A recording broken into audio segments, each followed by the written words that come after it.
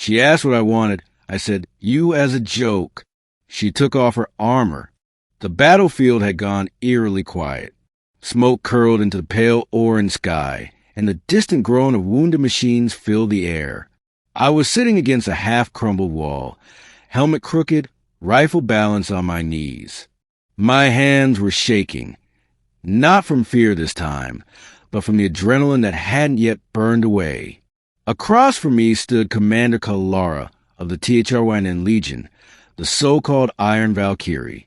Her obsidian armor gleamed under fractured sunlight, every plate scored with claw marks and scorch burns.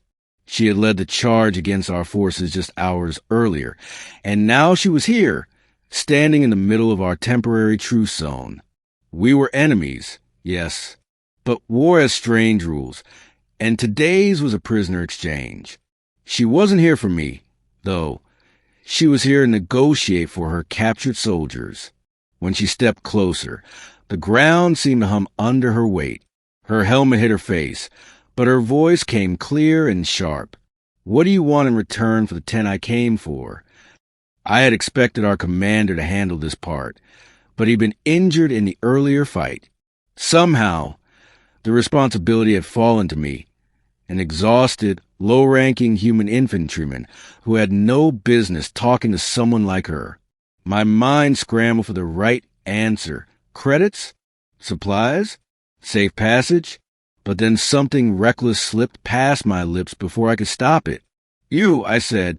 It was meant to be a joke, just a throwaway line to break the tension.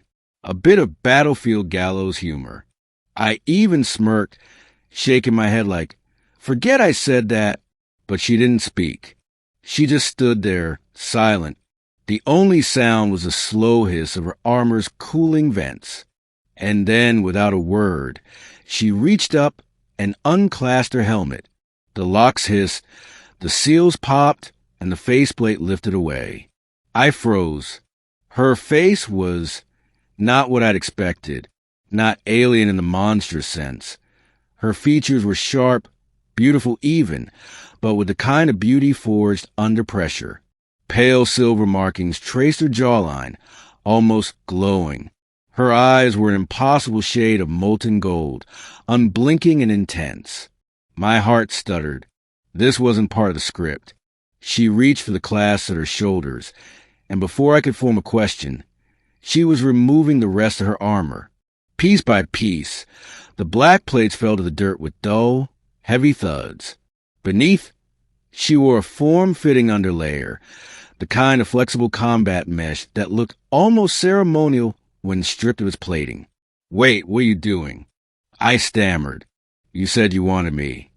Her voice was calm, but there was something dangerous curling at the edges of her tone. On my world, when such a claim is made during terms of exchange, it is a binding declaration. I blinked. It was a joke. I didn't. She stepped closer, and I could feel the heat radiating off her. Without her armor, she seemed somehow more imposing, not less. "We don't joke about claims," she said. "You spoke it aloud before witnesses." I glanced around. Sure enough, a few soldiers from both sides were watching, frozen mid-movement, unsure whether to intervene. Nobody did. "You're serious?" I asked. "I am THRYN." She replied simply, as if that explained everything. I tried to think of a way out, but there was none that wouldn't insult her, and insulting a THRYN commander in front of her troops and mine was a fast way to end this fragile truce. So instead I swallowed and asked, "And what does claiming entail?" Her gaze didn't waver. "I return with you. I fight for you. I stand beside you until the debt between us is balanced." Balanced. That word hung heavy in my mind. What kind of debt had I just acquired? The next moments felt surreal. She gathered her discarded armor, stacking the plates neatly as if preparing to leave them behind forever. Then she turned to her troops, those towering warriors who had moments ago looked ready to tear us apart, and gave a single short command. They bowed their heads, then began retrieving their captured comrades without another word. My fellow soldiers gave me looks ranging from disbelief to "Are you insane?" But nobody stopped her as she walked to my side and stood there like she'd been part of my unit all along. We marched back to our camp together. I could feel every eye on us, hear every whisper. When we reached my tent, she finally spoke again. "You claim me human.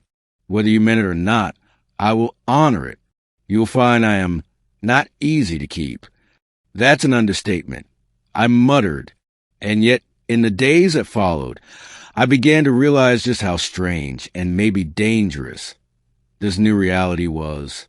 Kalara wasn't just a warrior. She was a legend among her people. Having her in our camp sent ripples through both armies. Some called it the boldest negotiation in the war. Others called it curse.